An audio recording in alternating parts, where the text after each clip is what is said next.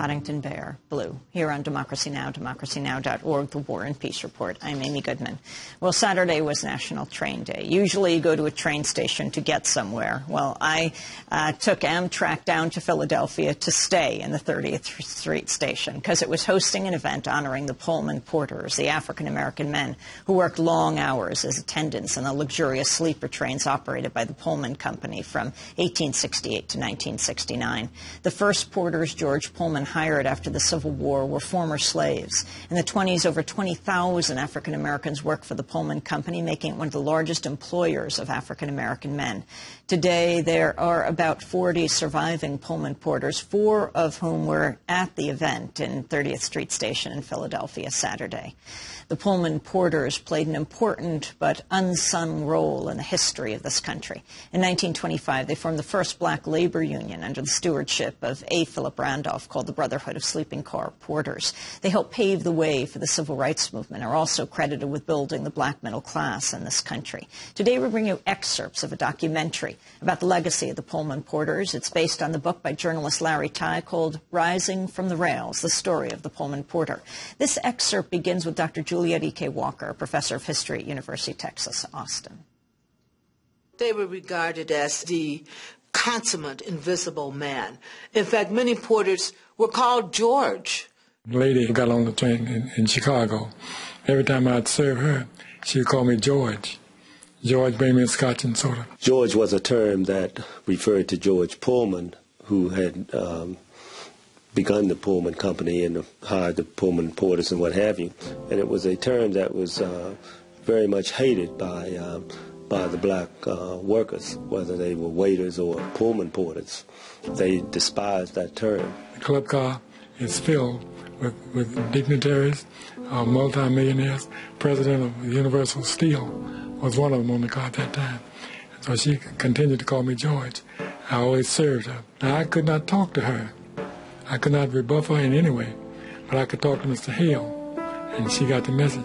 I said, Mr. Hale, my name is not George, but even though we live in America, the best country in the world, where liberal education is available to everybody, yet there are still so many people who are so endowed with such dire traits of morbid scrupulosity that they allow ignorance to supersede intelligence. She got the message, paid her bill, and got out.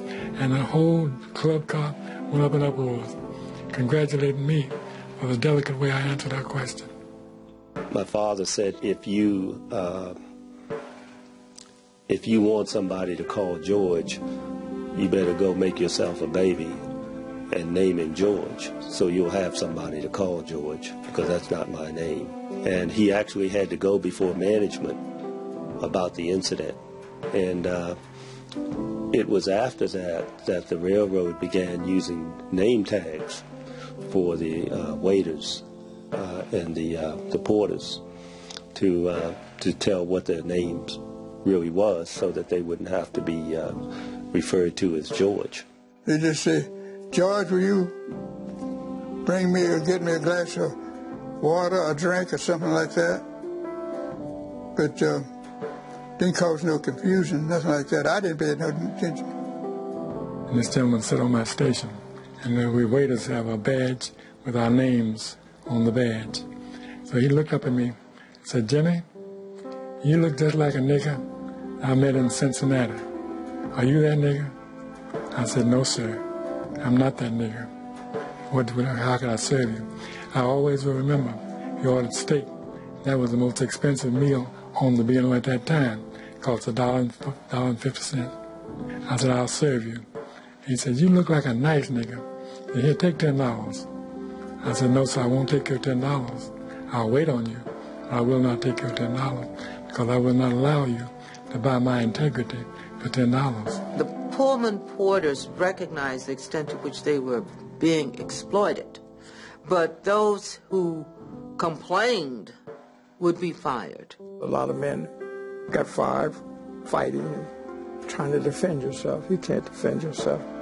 While there was interest in the need for a labor union, many of the Pullman porters were concerned to support this openly. They needed someone. Some of the luggage porters are required to handle is heavy and cumbersome. When lifting heavy objects, use your leg muscles instead of your back muscles. Injuries not only reduce your earning capacity, but are painful as well. This low salary, the long hours, the idea that if they broke any one of the hundreds of George Pullman's rules in his rule book, that they could be fired, this led them repeatedly to try to unionize, and George Pullman and his successor Robert Todd Lincoln repeatedly crushed them. The Porters were so discouraged, they went to a man who had never been a Pullman Porter and decided to hire him to run their union. This guy had a track record of abject failure. He had tried 4 times to organize unions, and each time he had failed. He was an avowed socialist. He was everything that you would think would guarantee failure. He was a man named A. Philip Randolph.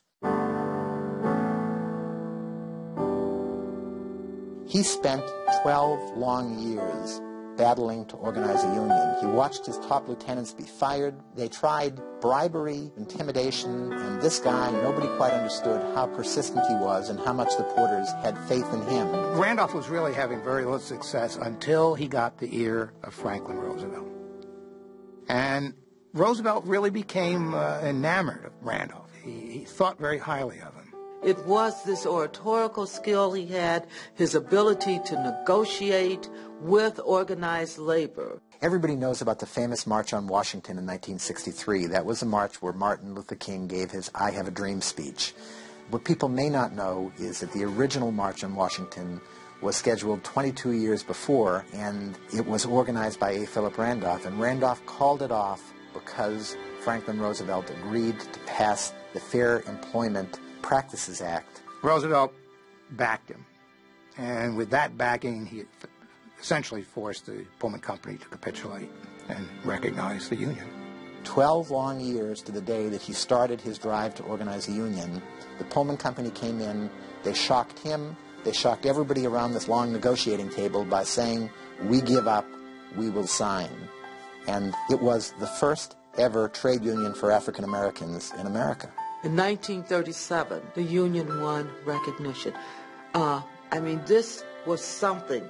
Black workers who were able to improve their condition because they had a union to speak for them. Dad always talked about A. Philip Randolph, like the man was a saint, a god almost, and how he revered him and what he did for the Pullman Porters. I met Mr. Randolph on 7th Avenue. I got a chance to shake hands with him, but what he was trying to do for the Porters. The Pullman Porter would have never been where he was, where he's at today with President Randolph. No way.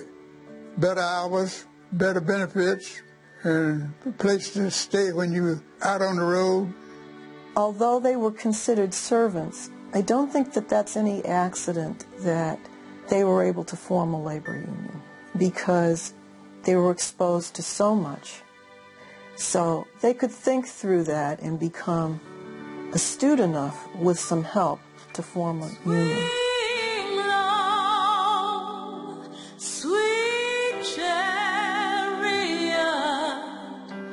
Most everybody in America today, particularly given her recent death, knows the story of Rosa Parks and knows the story of the Montgomery bus boycott. Will remember that Montgomery was the place that most people think of as the kickoff to the civil rights movement in America. What people know is that she was arrested, and I think that's where they think the story ends. She was arrested and something magical happened. We got a boycott of the buses. It kicked off the civil rights movement.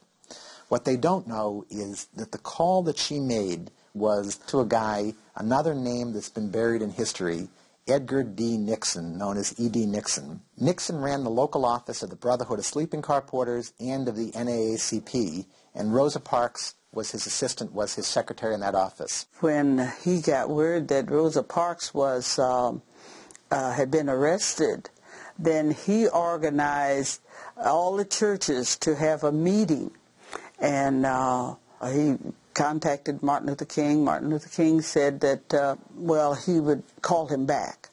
And so Nixon told him, "I think you'll want to be at the meeting because it'll be at your church." Church ministers had been contacted to have their people at his church. So he was almost pushed into being the leader of the organization that started the movement.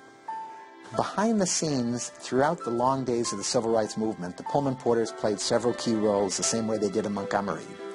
They had had a long battle to take on the Pullman Company and start a union, and they shared the lessons they had learned in taking on one of the most powerful white companies in America. And maybe most importantly, when they had no money, which was most of the time in the early days of the civil rights movement, one of the few forces in the black community that could actually raise money and contribute it to their cause was the Brotherhood of Sleeping Car Porters. The Pullman Porters stand out because no one can discuss American labor history without a discussion of the Brotherhood of Sleeping Car Porters, without a discussion of the significance of A. Philip Randolph. With the tragic death of Martin King when he was assassinated, it was A. Philip Randolph who went on carrying on this struggle for another 20 years.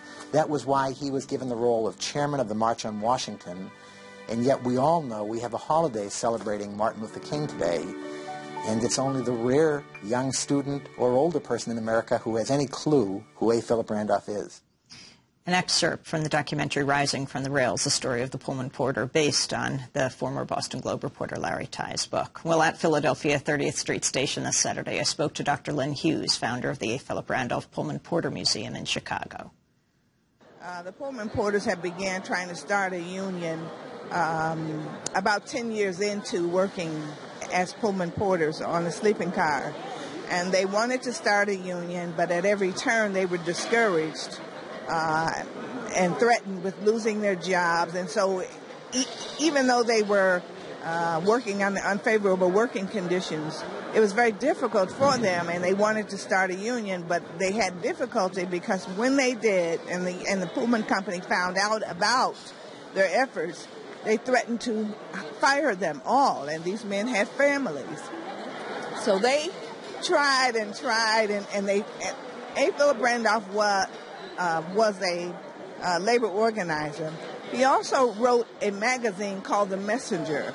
In The Messenger, he wrote about them often, their plight, and so they knew about him because they knew he wrote about them. And so the decision was made by a delegation of them to go to Mr. Randolph and ask if he would help them.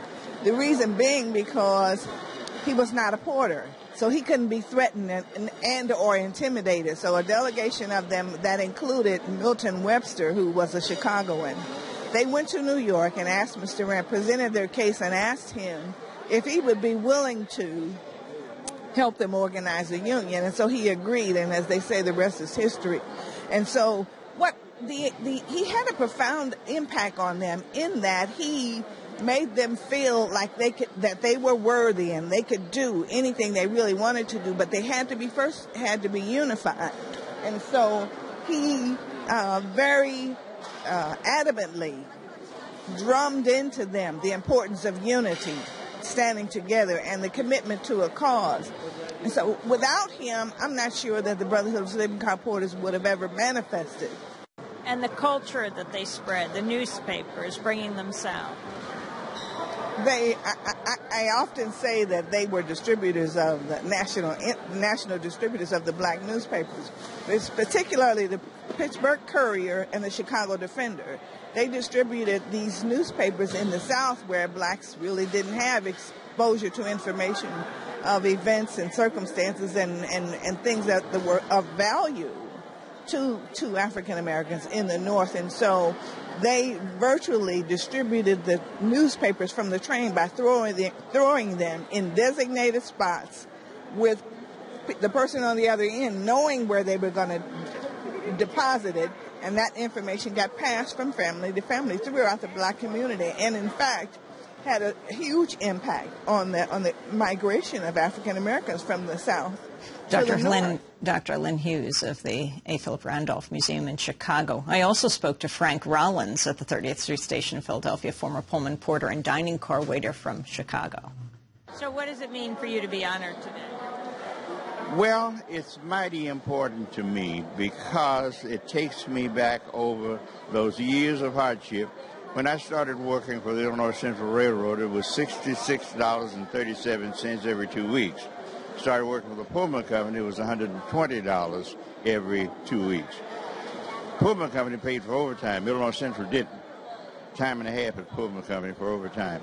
Now, to see the whole thing transform from that to the conditions that they later got to work under was almost enviable, except that I was gratified that that change had come. I always wanted the company to charge the customer and not have him depend on the ticket and not have him receive tips at all. I thought it was a little undignifying, but I tried to do my job very well. And to come to this, I think we have made a help in the whole transition of the country. I think that people got to know what porters could do, because all the porters I knew, their children were college graduates. Mine were too. We all were determined to make our kids college graduates. Porters and waiters had a little more money than other people, so they contributed a little more to the activist effort of the early days than other people did, for the reason I just described. So it means a lot to me to see this recognition occur. Former Pullman Porter and dining car waiter Frank Rollins. And that does it for today's broadcast on National Train Day this past weekend.